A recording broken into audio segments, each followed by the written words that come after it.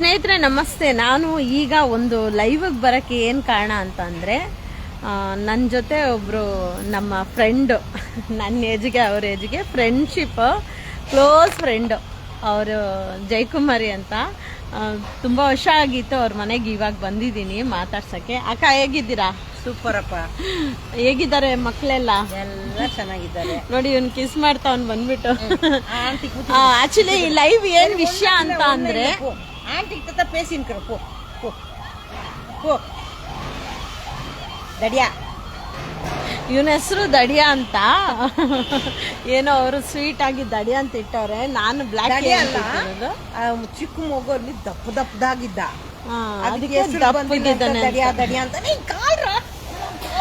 ಈ ವಿಷಯ ಏನು ಅಂತ ಅಂದ್ರೆ, ಈಗ ಲೈವ್ ಬರಕ್ ಒಂದ್ ವಿಷಯ ಅಂದ್ರೆ, ಜಯಕುಮಾರಿ ಅಕ್ಕ ಇದ್ದಾರಲ್ಲ, ಅವ್ರ ಫ್ರೆಂಡ್ ಒಬ್ರು, ಏನಕ್ಕ ಹೆಸರು? ಮಲ್ಲರ್ ಅಂತ ಒಬ್ರು ಹೆಸರು. ಅವರು ಏನ್ ಮಾಡಿದ್ದಾರೆ, ಒಂದು ನಾಯಿ ಸಾಕಿದ್ದಾರೆ, ನಾಟಿ ನಾಯಿ. ಅದಕ್ಕೆ ಆಪರೇಷನ್ ಮಾಡಿಸಿದ್ದಾರೆ, ವ್ಯಾಕ್ಸಿನ್ ಎಲ್ಲ ಮಾಡಿಸಿದಾರಂತೆ. ಅವ್ರದ್ದು ಏನ್ ಪ್ರಾಬ್ಲಮ್ ಅಂದ್ರೆ, ನಾಯಿ ಗಾಡಿನ ಅಟ್ಟಿಸ್ಕೊಂಡು ಹೋಗುತ್ತೆ ಅಂತ ಪ್ರಾಬ್ಲಮ್. ಅಕ್ಕ ನೀವೇ ಹೇಳಿ ಆ ಪ್ರಾಬ್ಲಮ್ ಏನಂತ. ಹೇಳಿ ನೀನೆ, ನಾನು ಹೇಳಿದ್ದೆ ಹೇಳು. ನೀವ್ ಹೇಳಿ ಅಕ್ಕ. ಪ್ರಾಬ್ಲಮ್ ಇಷ್ಟೇ, ನಾಯಿ ಅಟ್ಟಿಸ್ಕೊಂಡು ಹೋಗುತ್ತೆ ಚಕ್ರಗಳನ್ನ ಅಂತ. ಆಕ್ಚುಲಿ ಅದು ಒಂದು ವಿಷಯ ಏನು ಅಂತಂದ್ರೆ, ಈಗ ಒಂದು ಚಾಪ್ಟರ್ ಎತ್ಕೋತೀನಿ. ಒಂದು ಹೆಣ್ಮಗಳನ್ನ ಒಬ್ಬ ರೇಪ್ ಮಾಡ್ತಾನೆ ಅನ್ಕೊಳ್ಳಿ. ಆ ರೇಪ್ ಮಾಡಿರೋಂಥ ಒಂದು ಮೈಂಡ್ ಸೆಟ್ ಅಲ್ಲಿ, ಹೆದರಿಕೆಯಲ್ಲಿ, ಭಯದಲ್ಲಿ ಆ ಹುಡುಗಿ ಇದ್ದಾಗ, ಅದ್ರ ಪಕ್ಕದಲ್ಲಿ ಒಬ್ಬ ಗಂಡಸು ಒಂದು ಪ್ಯಾಂಟ್ ಶರ್ಟ್ ಹಾಕೊಂಡು ಅದೇ ರೂಪದಲ್ಲಿ ಒಬ್ಬ ಬಂದ್ರೆ, ಆ ಹುಡುಗಿಗೆ ಎಂತ ಮೈಂಡ್ ಸೆಟ್ ಇರುತ್ತೆ, ಅಯ್ಯೋ ಅವನ್ನ ನೋಡ್ರೆ ನಂಗೆ ಭಯ ಅನ್ನೋ ಒಂದು ಮೈಂಡ್ ಸೆಟ್ ಅಲ್ಲೇ ಇರುತ್ತೆ. ಆ ಕ್ಷಣ ಮಾತ್ರ ಆ ಥರ ಇರುತ್ತೆ.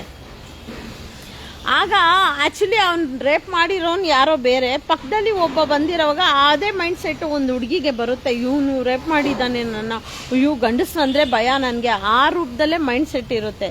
ಸೊ ಅದೇ ಥರನೇ ಮೈಂಡ್ ಸೆಟ್ಟು ಪ್ರಾಣಿಗಳಿಗೂ ಇರುತ್ತೆ. ಒಂದು ನಾಯಿನ ಯಾರೋ ಗಾಡಿಯವನು ಗುದ್ದಿ ಸಾಯಿಸಿರೋದು, ಅಥವಾ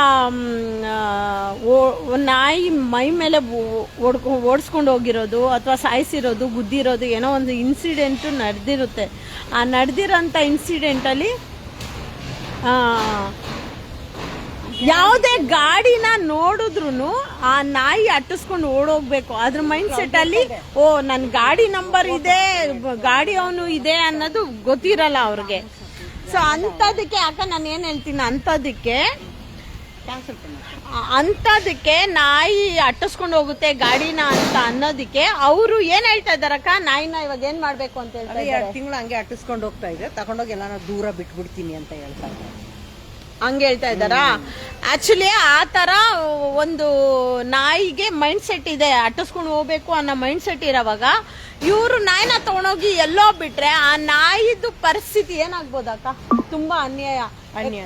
ಇರೋ ಕಡೆ ಊಟ ಸಿಗುತ್ತೆ, ಅದಕ್ಕೇನೆ ಅವ್ರ ಆಪರೇಷನ್ ನೋಟ್ಟು ಅವ್ರ ಮನೆ ಕಡೆನೆ ತಂದು ಆ ಕಡೆ ಬಿಟ್ಟಿದ್ರೆ ಆಗೋಗ್ತಾ ಇರ್ಲಿಲ್ಲ. ಈಗೇನಾಗುತ್ತೆ ಅಂದ್ರೆ, ಆ ನಾಯಿಗೆ ಇರೋ ಕಡೆ ಊಟ ಸಿಗ್ತಾ ಇರುತ್ತೆ, ಅಲ್ಲಿ ಯಾರೋ ಪೇರೆಂಟ್ಸ್ ಊಟ ಕೊಡ್ತಾ ಇರ್ತಾರೆ. ಈ ನಾಯಿ ಯಾವಾಗ ಆ ಥರ ಅಟ್ಟಿಸ್ಕೊಂಡು ಹೋಗೋದು, ಗಾಡಿಗಳಿಂದ ಓಡೋಗೋದು, ಅದು ಏನಾಗುತ್ತೆ, ಊಟ ಕೊಡೋರ ಮೇಲೆ ಅದು ಅಪವಾದ ಬರುತ್ತೆ. ನಾನು ಹೇಳೋದು, ನಾಯಿನ ರೀಲೊಕೇಟ್ ಮಾಡೋದ್ರಿಂದ ಅದು ಪರಿಹಾರನೇ ಅಲ್ಲ. ಅದು ಅಕ್ಕ, ರಿಲೊಕೇಟ್ ಮಾಡೋದ್ರಿಂದ ಅದು ಪರಿಹಾರನೇ ಅಲ್ಲ. ಆಕ್ಚುಲಿ ಅದು ಏನು ಮಾಡಬೇಕು ಅಂದರೆ, ಆ ನಾಯಿಗೆ ಸೈಂಟಿಫಿಕ್ ಆಗಿ ಅದು ಒಂದು ಕಷ್ಟ ಭಯದಲ್ಲಿರುತ್ತೆ. ಇವಾಗ ನನ್ನ ಮೇಲೆ ಗಾಡಿ ಹೊಟ್ಟೋಗ್ಬಿಡುತ್ತೆ, ನನ್ನ ಮೇಲೆ ಬಿಟ್ಕೊಂಡು ಹೋಗ್ಬಿಡುತ್ತೆ, ಅದಕ್ಕೊಂದು ಭಯ, ಅದಕ್ಕೆ ಭಯದಲ್ಲಿರುತ್ತೆ. ಆ ಭಯ ಬಂದಾಗ ಏನಾಗುತ್ತೆ, ನಾಯಿ ಯಾವುದೇ ಗಾಡಿ ಬರುತ್ತೆ, ಆ ನಾಯಿಗೆ ಗೊತ್ತಿಲ್ಲ ಗಾಡಿ ನಂಬರ್ ಬೇರೆ, ಈ ವ್ಯಕ್ತಿನೇ ಬೇರೆ ಅಂತ ಗೊತ್ತಿರಲ್ಲ. ಅದು ಅಟ್ಟಿಸ್ಕೊಂಡು ಹೋಗೋದು ಹೋಗ್ತಾ ಇರುತ್ತೆ. ಅದಕ್ಕೆ ಅದು ರಿಲೊಕೇಶನ್ ಮಾಡೋದು ಅದೆಲ್ಲ ಸೊಲ್ಯೂಷನ್ಸ್ ಅಲ್ಲ. ಆ ನಾಯಿಗೆ ಆನ್ಸೈಟಿ ಅಂದ್ರೆ ಒಂದು ಹೆದರಿಕೆ ಅನ್ನೋದು ಒಂದು ಪ್ರಾಬ್ಲಮ್ ಇರುತ್ತೆ. ಅದಕ್ಕೆ ಡಾಕ್ಟ್ರು ಮಲ್ಲರವ್ರದ್ದು, ಆ ಡಾಕ್ಟ್ರ್ ಹತ್ರ ಕರ್ಕೊಂಡು ಹೋಗಿ ಆ ನಾಯಿಗೆ ಅದು ಏನಕ್ಕೆ ಆ ಥರ ಮಾಡ್ತಾ ಇದೆ ಅಂತೇಳಿ ಅದಕ್ಕೆ ಮೆಡಿಸಿನ್ಸ್ ಇದ್ದಾವೆ. ಹಿಮಾಲಯ ಅಂತ ಹೆಸರು ಹೇಳೋದು ಬೇಡ, ಎಲ್ಲರೂ ಅದಕ್ಕೆ ಹಾಕ್ಬಿಟ್ರೆ ಅದು ಚೆನ್ನಾಗಿರೋದಿಲ್ಲ, ಸೆಟ್ ಆಗಲ್ಲ. ಯಾವುದಾದ್ರೂ ಸ್ವಲ್ಪ ಮೆಂಟಲಿ ಟೆನ್ಷನ್ ಇರೋಂಥ ಡಾಗ್ಗಳು, ತುಂಬ ಹೆದರಿಕೆ ಪಟ್ಟಿರೋಂಥ, ಆನ್ಸೈಟಿ ಭಯ ಪಡೋಂಥ ಡಾಗ್ಸ್ಗಳಿಗೆಲ್ಲ ಟ್ರೀಟ್ಮೆಂಟ್ ಇದ್ದಾವೆ. ಅದು ಮೆಡಿಸಿನ್ಸ್ ಮಾಡಿಸ್ಬೇಕು. ಅದಕ್ಕೆ ಊಟ ಕೊಡಬೇಕು, ಕಟ್ಟಾಕೊಬೇಕು. ಅದು ಒಂದು ಕಕ್ಕ ಪಾಟಿಗೆ ಅಂದರೆ ಉಚ್ಚೆ ಕಕ್ಕ ಮಾಡೋದಕ್ಕೆ ಮಾತ್ರ ವಾಕಿಂಗ್ ಕರ್ಕೊಂಡು ಹೋಗ್ಬೇಕು, ತಂದು ಬಿಡಬೇಕು. ಅದು ಯಾವುದೇ ಕಾರಣಕ್ಕೆ ನಾಯಿನ ಸ್ಥಳಾಂತರ ಮಾಡೋದು ತಪ್ಪು. ನಾಯಿನ ಎಲ್ಲೂ ಸ್ಥಳಾಂತರ ಮಾಡಬಾರ್ದು. ಏನಕ್ಕ ಇದ್ರ ಹೆಸರು? ಬ್ರೂನೋ. ಬ್ರೂನೋ ಏನು ಬ್ರೂನೋನ ಕರ್ರಗೈತೆ. ಬ್ರೂನೋ ಹಂಗ ಆಂಟಿ ಬರ್ತಾರೆ. ಇವರು ನಿಜವಾಗೂ ಸ್ಪೆಷಲ್ ಆಗಿರೋ ಅಂತವ್ರು. ನೋಡಕ್ ಎಷ್ಟು ಸಿಂಪಲ್ ಆಗಿ ಹೆಂಗಿದ್ದಾರೆ. ರಿಯಲ್ ಆಗಿ ಇವರು ಕರೋಡ್ಪತಿಗಳು, ಸರಿನಾ? ಇವರು ಬಗ್ಗೆ ಹೇಳಕ್ಕೆ ಒಂದು ಲೈವ್ ಅಲ್ಲಿ ಟೈಮ್ ಸಾಲ, ಅಷ್ಟು ದೊಡ್ಡ ವ್ಯಕ್ತಿ ಇವರು. ಇವ್ರ ಲೈಫಲ್ಲಿ ಮನೆ ಒಳಗಡೆನೆ ಒಂದು 8ರಿಂದ 10 ನಾಯಿ ಒಂದೇ ಅಟ್ ಅ ಟೈಮ್ ಸಾಕೊಂಡಿದ್ದಾರೆ. ಆ ಥರ ಇವರು. ಅದೆಲ್ಲ ಡೆತ್ ಆಯ್ತು. ಈಗ ಇದು ಒಂದೇ ಒಂದು ಬದುಕಿದೆ ನೋಡಿ. ಇವನ ಹೆಸರು ದಡಿಯಾ ಅಂತ ಇಟ್ಟಿದ್ದಾರೆ. ಇದು ಬ್ರೂನೋ. ಇನ್ನೊಂದು ಬ್ರೌನಿ 3 ಮಂತ್ಸ್ 3 ತಿಂಗಳು. ಇನ್ನೊಂದು ಶಾಡೋ ಅಂತೆ. ಹೋಗಕ್ಕ, ನೀನ್ ನನ್ನ ತನ ಹೆಸರು ಲಕ್ಷ್ಮಿ, ರುಕ್ಮಿಣಿ, ಅದು ಇದು ಅಂತ ರುಕ್ಮಿಣಿ ಲಕ್ಷ್ಮಿ ಅಂತ ಇಕ್ಬೇಕು. ಇದೇನಕ್ಕ ಭ್ರೂಣ ಶಾಡೋ ಅನ್ಕೊಂಡು. ಸರಿನಾ? ಮ್ಯಾಟ್ರು ಇಷ್ಟೇ. ತಗೊಂಡೋಗಿ ರಿಲೋಕೇಟ್ ಮಾಡ್ತೀನಿ ಅಂತ ಇವ್ರ ಫ್ರೆಂಡ್ ಹೇಳ್ತಾ ಇದಾರಂತೆ. ಯಾರೋ ಮಲರ್ ಅಂತೆ ಅವ್ರ ಹೆಸರು. ಅದು ರಿಲೊಕೇಶನ್ ಮಾಡೋದೆಲ್ಲ ಸೊಲ್ಯೂಷನ್ಸ್ ಅಲ್ಲ. ಕೆಂಗೇರಿ ಹತ್ರ ಉಪನಗರದಲ್ಲಿ ಇರೋದಂತೆ. ಅದು ರಿಲೊಕೇಶನ್ ಎಲ್ಲ ಸೊಲ್ಯೂಷನ್ ಅಲ್ಲ ಅಕ್ಕ. ಅದಕ್ಕೆ ಮಾತ್ರೆ ಕೊಡಿಸ್ಬೇಕು, ಟ್ರೀಟ್ಮೆಂಟ್ ಕೊಡಿಸ್ಬೇಕು. ಆವಾಗ ನಾಯಿಗೆ ಕಾಮ್ ಆಗಕ್ಕೆ ಮೈಂಡ್ ಬರುತ್ತೆ. ಆವಾಗ ನೆಕ್ಸ್ಟ್ ಅದಕ್ಕೆ ಊಟ ನೀರು ಕೊಟ್ಬಿಟ್ಟು ವಾಕಿಂಗ್ ಮಾಡಿಸೋ ಟೈಮ್ಗೆ ಮಾತ್ರನೇ. ಏನಕ್ಕ? ಅವ್ರಿಗೆ ನನ್ನ ನಂಬರ್ ಕೊಡಿ, ನನಗೆ ಕಾಲ್ ಮಾಡಕ್ಕೆ ಹೇಳಿ, ನಾನು ಅವ್ರಿಗೆ ಹೇಳ್ತೀನಿ. ವಾಕಿಂಗ್ ಮಾಡೋ ಟೈಮ್ಗೆ ಮಾತ್ರ ವಾಕಿಂಗ್ ಮಾಡಿಸ್ಕೊಂಡು ಕರ್ಕೊಂಬಂದು ಬಿಟ್ಟು ಆಟ ಆಡಿಸ್ಬಿಟ್ಟು ಅವ್ರು ಇರೋವರೆಗೂ ಆಟ ಆಡಿಸ್ಬೇಕು. ಆಮೇಲೆ ಅದನ್ನ ಒಳಗಡೆ ಲಾಕ್ ಮಾಡ್ಕೊಬೇಕು. ಬೀದಿ ನಾಯಿ ಅಂದರೆ ಅದಕ್ಕೆ ಆ ಥರ ಇದೆ ಅಂದರೆ ಟ್ಯಾಬ್ಲೆಟ್ಸ್ಗಳು ಬರುತ್ತೆ. ಅದನ್ನ ಡಾಕ್ಟ್ರ್ ಕನ್ಸಲ್ಟ್ ಇಲ್ದಿರ ನೀವು ಹಾಕ್ಬಾರ್ದು. ಇದನ್ನ ನೀವು ಅವ್ರಿಗೆ ನನ್ನ ನಂಬರ್ ಕೊಟ್ಟು ಹೇಳಿ. ನನ್ನ ನಂಬರು 9964746206. ಸರಿನಾ? ಇದನ್ನ ನೀವು ಹೇಳ್ಬಿಟ್ಟು ನನಗೆ ಕಾಲ್ ಮಾಡಿಸಿ, ನಾನು ಅವ್ರಿಗೆ ಹೇಳ್ತೀನಿ. ಆದರೆ ಯಾವುದೇ ಕಾರಣಕ್ಕೂ ರಿಲೊಕೇಶನ್ ಮಾರ್ಗ ಅಲ್ಲ ಅದು. ಇವಾಗ ನಿಮ್ಮ ಮನೆಗೆ ಜಯಕುಮಾರಿ ಅವ್ರ ಮನೆಗೆ ಜಯಕುಮಾರಿ ಅವ್ರು ಇದ್ರೇನೆ ಮಾತ್ರನೇ ಈ ಒಂದು ಗ್ರೌಂಡಿಗೆ ಒಂದು ರಾಜ್ಕುಮಾರಿ ಅಲ್ಲೇ ಇರಬೇಕು. ಎಲ್ಲೆಲ್ಲ ಹೋಗಿರಕ್ಕಾಗಲ್ಲ. ಇಲ್ಲ ಹಂಗೆ ಆ ಟೆರಿಟರಿ ಅಂದ್ರೆ ಆ ಜಾಗದಲ್ಲೇ ಇರೋಂಥ ಒಂದು ಬೀದಿ ನಾಯಿ ಬೇರೆ ಕಡೆ ಹೋಗೋಕೆ ಬೇರೆ ಬೀದಿ ನಾಯಿಗಳು ಬಿಡಲ್ಲ, ಜಗಳ ಮಾಡ್ತವೆ. ನಾಯಿ ಕಚ್ಚಿದ್ರೆ ರೇಬೀಸು ಕಾಯಿಲೆ ಬರುತ್ತೆ, ಕ್ಯಾನ್ಸರ್ ಬರುತ್ತೆ, ಇನ್ನೊಂದು ಮತ್ತೊಂದು ಬರುತ್ತೆ. ಮತ್ತೆ ಅಲ್ಲಿ ಊಟ ಹಾಕೋರು ಆಲ್ರೆಡಿ ಅಲ್ಲೊಂದಷ್ಟು ನಾಯಿಗೆ ಊಟ ಹಾಕ್ತಾ ಇರ್ತಾರೆ. ಹೊಸ ನಾಯಿಗಳು ಬಂದಾಗ ಗಲಾಟೆ ಆಗುತ್ತೆ, ಅವ್ರಿಗೂ ಏನಾಗುತ್ತೆ, ಜೀವನಕ್ಕೆ ಕಷ್ಟ. ಸೊ ಹಂಗಾಗಿ ರಿಲೊಕೇಶನ್ ಅದು ಒಂದು ಒಳ್ಳೆ ವಿಚಾರ ಅಲ್ಲ. ದಯವಿಟ್ಟು ರಿಲೊಕೇಶನ್ ಯಾರು ಮಾಡಬೇಡಿ. ನಿಮ್ಗೆ ಸಾಧ್ಯ ಆಯ್ತಂದ್ರೆ ಡಾಕ್ಟರ್ ಕನ್ಸಲ್ಟ್ ಮಾಡಿ, ಒಳ್ಳೆ ಡಾಕ್ಟರ್ ಕನ್ಸಲ್ಟ್ ಮಾಡಿ. ಬ್ರೀಡ್ ನಾಯಿಗಳಿಗೆ ಮಾಡಿ ದುಡ್ಡು ಮಾಡ್ತಾರಲ್ಲ ಅಂತ ಡಾಕ್ಟರ್ ಕಾಂಟ್ಯಾಕ್ಟೇ ಮಾಡಬೇಡಿ. ಅನಿಮಲ್ ಲವರ್ ಡಾಕ್ಟರ್ ಇರಬೇಕು, ಅಂಥವ್ರನ್ನ ಕಾಂಟ್ಯಾಕ್ಟ್ ಮಾಡಿ. ಒಳ್ಳೆ ಮಾತ್ರೆಗಳು ಕೊಡ್ತಾರೆ, ಹಿಮಾಲಯ ಮಾತ್ರೆಗಳು ಎಲ್ಲ ಬೇಜಾನಿದ್ದಾವೆ. ಅವುಗಳಿಗೆ ಮೈಂಡ್ ಕೂಲ್ ಆಗುತ್ತೆ. ಏನಕ್ಕ ಅವ್ರಿಗೆ ಹೇಳಿ ರಿಲೊಕೇಶನ್ ಅದು ತಪ್ಪು. ಅವುಗಳು ಬೇರೆ ಕಡೆ ಹೋಗಿ ಬದುಕಕ್ಕಾಗಲ್ಲ ಅಕ್ಕ. ಹೆಂಗ್ ಬದುಕ್ತವೆ? ಇವಾಗ ಇವರಿಬ್ರು ಇಲ್ಲಿದ್ದಾರೆ, ಬೇರೆ ಕಡೆಯಿಂದ ನಾಯಿ ಇಮಿಡಿಯೇಟ್ ಬಂದಿದ್ರೆ ಏನಾಗಿರೋದು? ಕಚ್ಚಲಾಡಿರೋದು, ಜಗಳ ಆಗಿರೋದು, ಜಗಳ ಆಗೋದು, ದೊಡ್ಡ ಗಲಾಟೆಗಳಾಗೋದು, ಕಿತ್ಲಾಡೋದ್ರು, ಪ್ರಾಣಗಳು ಹೋಗುತ್ತೆ. ಅದಕ್ಕೆ ಒಂದ್ ಕಡೆ ಇರೋಂಥ ನಾಯಿ ಇನ್ನೊಂದ್ ಕಡೆ ಬದುಕಕ್ಕಾಗಲ್ಲ. ಅದು ತಪ್ಪು. ರಿಲೊಕೇಶನ್ ಅದು ಕಾನೂನು ಬಾಹಿರ, ಅದು ಮಾಡಂಗಿಲ್ಲ. ಕಾನೂನಲ್ಲಿ ಅದಕ್ಕೆ ಜೈಲಿದೆ, 5 ಲಕ್ಷ ಫೈನ್ ಇದೆ. ನಾಯಿನ ಸಾಕ್ಬಿಟ್ಟು ಎಲ್ಲೋ ತಗೊಂಡೋಗಿ ಬಿಟ್ರೆ ಸೆಕ್ಷನ್ 325 ಪ್ರಕಾರ, 352 ಪ್ರಕಾರ ಅದು ಜೈಲ್ಗೆ ಹೋಗ್ತಾರೆ. ಆಮೇಲೆ 5 ಲಕ್ಷ ಫೈನ್ ಇದೆ. ಸರಿನಾ? ನಾನ್ ಬೇಲು ಮಾಡ್ಬೋದು ಅವ್ರ ಮೇಲೆ. ಅದಕ್ಕೆ ಎಲ್ಲೂ ಆ ಥರ ಮಾಡಬೇಡಿ.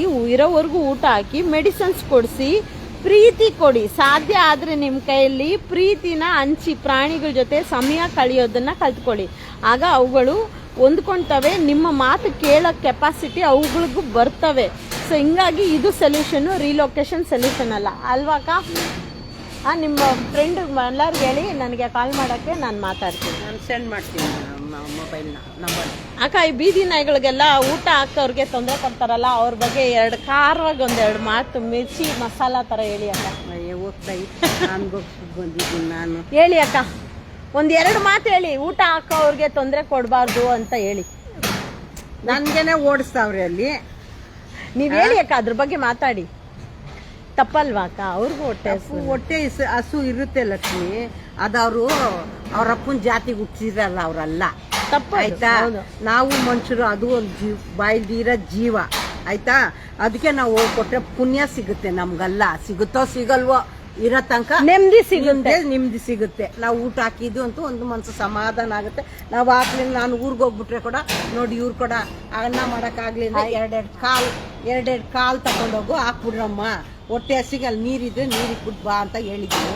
3 ಕಡೆ ನೀರು ಇಟ್ಟಿದ್ದೀವಿ, ಕುಡ್ಕೊಂಡು ಹೆಂಗೋ ಐತೆ ಇರೋ ತನಕ ಅಷ್ಟೇ. ಅದಕ್ಕೆ ಪ್ರಾಣಿಗಳಿಗೆ ಊಟ ಹಾಕೋವಾಗ ಯಾರು ತೊಂದರೆ ಕೊಡ್ತಾರೋ ಅವರು ಹೆಸರು ಡಾಗ್ ಈಟರ್ ಅಲ್ಲ, ರಾಕ್ಷಸರು ಅವ್ರ ಹೆಸರು. ಯಾರು ಪ್ರಾಣಿಗಳಿಗೆ ಊಟ ಕೊಡ್ತಾರೋ ಅವರು ಅನ್ನ ದೇವತೆ, ಅನ್ನದಾತೆ, ಅನ್ನಪೂರ್ಣೇಶ್ವರಿನೇ. ಅನ್ನದ ಸುಮ್ಮನೆ ಹಂಗೆ ಕೈ ಕಚ್ಲಿ ಬಿಡಿಯಕ್ಕೆ ಇದ್ವಾಗಿದೆ ನನಗೆ. ಯಾಕೋ ನಿಂದ 13 ನಾಯಿ ಕಚ್ಚಕ್ಕಿಲ್ಲ. ಕರಿ ಎತ್ತು ನೋಡ. ನಮ್ ಭೈರವ ಗೊತ್ತಾಯ್ತು, ಇವಾಗ ಹೋಗಿದ ತಕ್ಷಣ ಫುಲ್ ಚೆಕಿಂಗ್, ನನ್ನ ಫುಲ್ ಚೆಕಿಂಗ್, ಫುಲ್ ಅಬ್ಸರ್ವೇಷನ್. ಮಿಲ್ಟ್ರಿಯಲ್ಲಿ ಇಲ್ಲ ಕೆಲಸ ಮಾಡ್ತಾರೋ ಪಾಪ, ಅವ್ರಿಗಷ್ಟು ಸಡನ್ ಮೈಂಡ್ ಓಡುತ್ತೆ ನೋಡಿ ಮಿಲ್ಟ್ರಿ ಅವ್ರಿಗೆ. ಅದಕ್ಕಿಂತ 100 ಪಟ್ಟು ಶಾರ್ಪ್ನೆಸ್ ಇರುತ್ತೆ ಈ ನಮ್ಮ ನಾಟಿ ಮಕ್ಕಳಿಗೆ ಮಾತ್ರ. ನಿಜವಾಗೂ ಅಷ್ಟು ಫಾಸ್ಟು. ಇವಾಗ ನಾನು ಮನೆಗೆ ಹೋದರೆ 2-3 ದಿವಸ ಅವ್ನು ಭೈರವ ಊಟನೇ ಬಿಟ್ಬಿಡ್ತಾನೆ, ಎಲ್ಲೋ ಹೋಗಿ ಬಂದಿದ್ಯಾ ಅಂತ. ಅಷ್ಟು ಪ್ರೀತಿ ಮಾಡ್ತಾವೆ ಪ್ರಾಣಿಗಳು. ಅಷ್ಟೇ, ರೀಲೊಕೇಶನ್ನು ಕಾನೂನು ಬಾಹಿರ. ದಯವಿಟ್ಟು ರೀಲೊಕೇಶನ್ಗೆ ಯಾರು ಅವಕಾಶ ಕೊಡಬೇಡಿ. ಅಂಥ ಸಂದರ್ಭ ಬಂತಂದರೆ ದಯವಿಟ್ಟು ನನ್ನ ನಂಬರ್ಗೆ ಕರೆ ಮಾಡಿ, ನಾನು ನಿಮಗೆ ಸೊಲ್ಯೂಷನ್ಸ್ ಕೊಡ್ತೀನಿ. ಧನ್ಯವಾದಗಳು. 9964746206 ನನಗೆ ಕರೆ ಮಾಡಿ. ಧನ್ಯವಾದಗಳು ಅಕ್ಕ. ಬಾಯ್ ಹೇಳ್ಬಿಡಿ. ಬಾಯ್. ಇದೆ ಲಕ್ಷ್ಮಿ, ಏನೋ ಹಿಂಗಾಗುತ್ತೆ, ಏನು ಮಾಡಿ. ಇದಾ ಸ್ಕಿನ್ನು ಅಲರ್ಜಿ ಅವನಿಗೆ. ಇವನಿಗೆ ಚೆನ್ನಾಗಿ ಸ್ನಾನ ಮಾಡಿಸಿದಾಯ್ತು. ಮೊನ್ನೆ ಸ್ನಾನ ಮಾಡಿಸಿದ್ರಾ? ತಿಂಗಳಿಗೊಂದ್ಸತಿ ಮಾಡಿಸ್ತೀವಿ. ಏನಿಲ್ಲ, ಅದು ನಮ್ಮ ಥರನೇ. ಇವಾಗ ನಾವು ಹೆಂಗೆ ಸ್ಕಿನ್ಗೆಲ್ಲ ಬಾಡಿ ಲೋಷನ್ ಅದು ಹಂಗೆ ಸ್ನಾನ ಮಾಡಿಸಿ ಮಾನೇ ದಿವಸ ನೀವು ಸ್ವಲ್ಪ ಕೊಬ್ಬರಿ ಎಣ್ಣೆ, ಬೇವಿನ ಎಣ್ಣೆಲಿ ಮೈ ಮಾಲಿಶ್ ಮಾಡಿ. ಅದೆಲ್ಲ ಮೈಗೆ ಎಣ್ಣೆ ಮೈಗೆ ಎಣ್ಣೆ ಅಕ್ಕ, ಅದಕ್ಕೆ ಮಸಾಜ್ ಮಾಡಬೇಕು, ಬಾಡಿಗೆ ಎಣ್ಣೆ ಮಾಡಿಸ್ಬೇಕು. ಕರ್ಕೊಂಡು ಹೋಗ್ತಾರೆ ರಾತ್ರಿ ಹೊತ್ತು. ನಾನು ಅಲ್ಲಿ ಹಿಂಗ್ ಹೋಯ್ತವೋ ಇಲ್ವೋ, ಒಬ್ಬನ್ ಹೋಗಂಗಿಲ್ಲ, ಒಬ್ಬನ್ ಬರಂಗಿಲ್ಲ, ಬೊಗಳ್ಕೊಂಡು ಸಾಯ್ತವೆ. ಯಾವನ ಆ ಕಡೆ ಹೋಗಿ ಇವ್ರ ಅಪ್ಪನಂತೆ ರೋಡು, ಅಲ್ಲಿ ಹೋಗಂಗಿಲ್ಲ, ಬರಂಗಿಲ್ಲ. ಆಮೇಲೆ ಕಾಳಿ ಅಂತ ಒಬ್ನವನೇ, ಇವ್ರ ಅಣ್ಣವಾ ಇವ್ರ ಅಣ್ಣ, ಅದೇ ಇವನೇ ಕಾಳಿ ಅಂತ ಹೇಳಿಲ್ಲ ಈಗ, ಇವ್ರ ಅಣ್ಣ. ಅವನು ಇಷ್ಟುದ್ದ ಅವನೇ, ಏನು ಅವನ ಹತ್ರ ಹೋಗಿ ಜಗಳಕ್ಕೆ ಹೋಗ್ತಾವನೆ. ಅಯ್ಯೋ, ಅವನ್ ಕಿತ್ತಿದ್ರೆ 3 ಮಾಂಸ ಬಂದ್ಬಿಡ್ತೈತೆ, ಹಂಗೈತೆ. ಇವನಿನ ಬೆಳಿಲ್ಲ, ಅವ್ನು ಬೆಳೆದ್ಬಿಟ್ಟ, ಒಂದೇ ಈಕ್ವಲ್. ಅವ್ನು ಇಷ್ಟುದ್ದ ಆಗೋಗ್ಬಿಟ್ಟವನೆ. ಹಾಕ್ಬೇಕು, ಆಗ್ತಾ ಇಲ್ಲ. ನಾನು ಇಲ್ಲ, ಹಾಕಿ ಮೊಟ್ಟೆ ಅಮ್ಮ, ಇದು ನಾಟಿ ಮರಿಮ ಎಲ್ಲ ಕೊಡ್ಬೋದು. ಊಟ ಇದಕ್ಕೆಲ್ಲ ರೆಸ್ಟ್ರಿಕ್ಷನ್ಸ್ ಎಲ್ಲ ಏನಿಲ್ಲ. ಹೌದು, ಜರ್ಮನ್ ಶೆಪರ್ಡ್. 3 ವ್ಯಾಕ್ಸಿನ್ ಹಾಕೋವರೆಗೂ ನಾನ್ ವೆಜ್ ಎಲ್ಲ ನಾವು ಕೊಡ್ತಾ ಇದ್ದಿಲ್ಲ. ಜಸ್ಟ್ ಮೊಟ್ಟೆ ಬಾಯ್ಲ್ ಮಾಡಿ ಅನ್ನದಲ್ಲಿ ಕಲ್ಸ್ಕೊಡ್ತಾ ಇದ್ವಿ. ಕೊಡ್ಬೋದಮ್ಮ. ಜರ್ಮನ್ ಶೆಪರ್ಡ್ ಅಂತ ಅಲ್ಲ, ಕೊಡ್ಬೋದು. ಮೂಳೆ ಕೊಡಬಾರ್ದು. ಕೋಳಿ ಕಾಲಲ್ಲಿ ಬರೀ ಇದು ಮಾಡಿಬಿಟ್ಟು ಅರ್ಶಿನ ಪುಡಿ ಹಾಕ್ಬಿಟ್ಟು ಉಪ್ಪು ಹಾಕ್ಬಿಟ್ಟು ಬೇಯಿಸ್ಕೊಂಬಿಡಿ. ಇಲ್ಲೇ ಇದಾರಲ್ಲ, ಬೇಡ ಅಂತಾರೆ. ಅಲ್ಲಲ್ಲ, ಅರ್ಶಿನ ಪುಡಿ ಹಾಕಿ. ಉಪ್ಪು ಅಂದ್ರೆ ಅದು ವಾಷಿಂಗ್ ಮಾಡಕ್ ಮಾತ್ರ ಹಾಕೊಳ್ಳಿ ಸಾಕು. ನಾನು 2 ಸತಿ ತೊಳಿತೀನಮ್ಮ, ತಂದು ಹಾಕ್ಬಿಡ್ತೀನಿ, ಒಂದು ಅರ್ಧ ಬರ್ ಬಿಟ್ಬಿಡ್ತೀನಿ ಕಾಲನ್ನ. ಅದೆಲ್ಲ ಹಾಕ್ಬಿಟ್ಟು ಹಿಂಗೆ ಮಾಡ್ತೀನಿ, ತಿರ್ಗಾ ಎತ್ತೀನಿ, ಇನ್ನೊಂದು ಬಕೆಟ್ಗೆ ಹಾಕ್ತೀನಿ, ಇನ್ನೊಂದು ಹಿಂಗೆ ನೀರು ಹಾಕ್ಬಿಟ್ಟು ಒಂದು 5 ನಿಮಿಷ ಬಿಟ್ಟರು ಎತ್ತಿದ್ರೆ ಕ್ಲೀನಾಗಿ ಆಗ್ಬಿಡ್ತೈತೆ. ಡೈಲಿ ಎಷ್ಟು ಕೆಜಿ ತಗೊಂತೀರಾ? 30 ರೂಪಾಯಿಗೆ ತಗೊಂಬತ್ತೀನಿ. ಎಷ್ಟು ನಾಯಿಗೆ ಹಾಕ್ತೀರಾ? ನಾನು ನಮ್ಮ ನಾಯಿದು 3, ಇದಕ್ಕೆಲ್ಲ ಅದು ದಡಿನ್ಗೆನೆ 1, ಅಲ್ಲಿ 7 ನಾಯಿ, ರೋಡ್ ನಾಯಿ 7, ಬೆಕ್ಕು ಒಂದು 3, ಎಲ್ಲದಕ್ಕೂ ಹಾಕ್ತೀರಾ? ಬೆಕ್ಕು ಒಂದು 3, 4 ಕಾಗೆ ಜಗಳ ಮಾಡಿ ತಿನ್ಬಿಟ್ಟು ಹೋಗ್ತವೆ. ಇಲ್ಲಿ ಬರ್ತೈತೆ ಲಕ್ಷ್ಮಿ, ಬಡ್ಕೊಂತೈತೆ, ಬಡ್ಕೊಂಡು ಅಲ್ಲಿ ಬರ್ತೈತೆ. ಅಲ್ಲೂ ನಾನು ಏನು ಹ್ಞೂ ಅಂದಿಲ್ಲ ಅಂದರೆ ಅಲ್ಲಿ ಬರ್ತೈತೆ.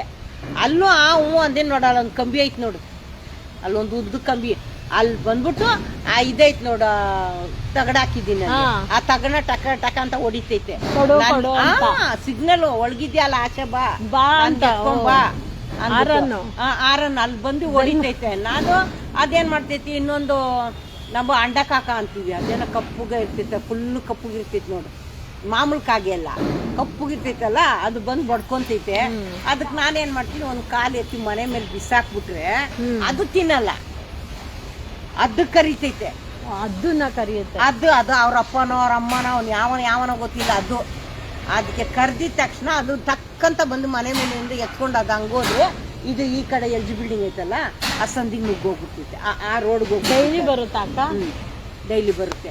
ಆಮೇಲೆ ಇನ್ನೊಂದು ಸೋಮವಾರ ಒಂದೊಂದು ಸತಿಗೆ ಬರಲ್ಲ, 5 ಗಂಟೆಗೆ ಬರ್ತವೆ. ಅವ್ರ ಟೈಮಿಂಗ್ ಎಲ್ಲೆಲ್ಲೋ ತಿರ್ಗಾಡ್ಬಿಟ್ಟು ಬರ್ತಾರಲ್ಲ ದೊರೆಗಳು, ಏನೋ ಆ ಥರ. ಇಲ್ಲಾಂದ್ರೆ 2:15 ಬರ್ತಾರೆ, 2:15 ಇಬ್ಬರು ಬರ್ತಾರೆ. ಆ ಇಬ್ಬರು ಬಂದಿದ ತಕ್ಷಣ ಅಲ್ಲಿ ಕುತ್ಕೊಂತಾರೆ. ಇವಾಗ ಇವು ಏನ್ ಮಾಡ್ಬಿಟ್ರೆ ಶುರು ಮಾಡವೆ, ಇವು ಓಡಿಸ್ತೇವೆ ಕಾಗೆನ, ನೀನ್ ಯಾಕೆ ಇಲ್ಲಿ ಬರ್ತೀಯ, ನನ್ನ ಕಾಲೆಲ್ಲ ತಿನ್ಕೊಂತೀಯಲ್ಲ, ನನ್ಗೆ ಯಾಕೆ ಕೊಡಲ್ಲ ಅವ್ರು, ನೀನು ಹೋಗನ್ಬಿಟ್ಟಿದ ತಕ್ಷಣ. ನೋಡಿ, ಒಂದು ಜಾಗದಲ್ಲಿ ವಾಸ ಮಾಡೋ ಪ್ರಾಣಿಗಳು ಒಂದು ಕಾಗೆನೆ ಬಿಡಲ್ಲ ಅಂದ್ರೆ, ಬೇರೆ ಕಡೆ ವಾಸ ಮಾಡೋ ನಾಯಿಗಳನ್ನ ತಂದು ಇಲ್ಲಿ ಬಿಟ್ರೆ ಅವುಗಳು ಹೆಂಗ್ ಜಗಳ ಆಡ್ತವೆ. ಮತ್ತೆ ಅನ್ಯಾಯ ಅದೆಲ್ಲ ಮಾಡಬೇಡಿ. ರಿಲೊಕೇಶನ್ ಪ್ರತಿಯೊಂದು ಪ್ರಾಣಿಗೂ ಅವ್ರಿಗೆ ಬದುಕ ಹಕ್ಕಿರುತ್ತೆ.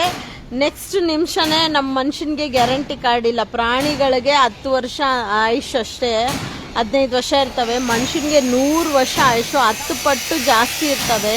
ಸ್ವಾರ್ಥ ಬಿಟ್ಟು ಪ್ರಾಣಿಗಳ ಜೊತೆ, ಪ್ರಕೃತಿ ಜೊತೆ ಬದುಕೋದು ಕಲಿಬೇಕು ಅಲ್ವಾ ಅಕ್ಕ? 9 ನಾಯಿ ಸಾಕಿ ಮನೆಯಲ್ಲಿ ಎಲ್ಲ 16 ವರ್ಷ 17 ವರ್ಷ ಸಾಕಿದೆ. ಹಾಸ್ಪಿಟ್ಲ್ ಕರ್ಕೊಂಡು ಹೋಗೋದು, ಏನೋ ನಮ್ಮ ಜಮೀನು ಇರೋದಕ್ಕೆ ಆ ಜಮೀನಲ್ಲಿ ಮಣ್ಣು ಮಾಡ್ತಾ ಇದ್ವಿ ಅಷ್ಟೇ. ಅದೇ ರಿಲೊಕೇಟ್ ಸೊಲ್ಯೂಷನ್ ಅಲ್ಲ, ಪ್ರತಿಯೊಂದಕ್ಕೂ ಸೊಲ್ಯೂಷನ್ ಇದೆ. ನಾಯಿನ ತಗೊಂಡೋಗಿ ಬೇರೆ ಇನ್ನೊಂದು ಕಡೆ ಬಿಡೋದೆಲ್ಲ ಜೀವನ ಅಲ್ಲ ಅದು. ಆ ಥರ ಮಾಡಿದ್ರೆ ನೆಕ್ಸ್ಟ್ ನಿಮ್ಮ ಮಕ್ಕಳು ತಗೊಂಡೋಗಿ ನಿಮ್ಮನ್ನ ಆಶ್ರಮದಲ್ಲಿ ಹಾಕ್ತಾರೆ. ಅದೇನೆ ಹಂಗೆ ಹಾಕೋದೆ ಅವ್ರದ್ದೆಲ್ಲ, ಅದೇ ಕಥೆ. ಆಶ್ರಮದಲ್ಲಿ ಹಾಕ್ತಾರೆ. ನಿಮ್ಮ ಮಕ್ಕಳು ನಿಮ್ಮನ್ನ ಮುಪ್ಪು ಕಾಲದಲ್ಲಿ ವಿಚಿತ್ರವಾಗಿ ಜೀವನ ಮಾಡ್ತಾರೆ. ಇದು ಸತ್ಯ. ಪ್ರಾಣಿಗಳು ಎಲ್ಲಿರ್ತಾವೋ ಅಲ್ಲೇ ಬದುಕಕ್ಕೆ ಬಿಡಿ. ಇದಿಷ್ಟೇ ಮಾತು. ರಿಲೊಕೇಶನ್ನು ಸೊಲ್ಯೂಷನ್ನೇ ಅಲ್ಲ. ಓಕೆ ಅಕ್ಕ, ಥ್ಯಾಂಕ್ ಯು ಅಕ್ಕ. ನಿಮ್ಮಲ್ಲರಿಗೆ ಹೇಳಿ ನಂಗೆ ಫೋನ್ ಮಾಡೋಕ್ಕೆ. ಇಲ್ಲ, ಇವಾಗ ಮಾಡ್ತೀವಿ.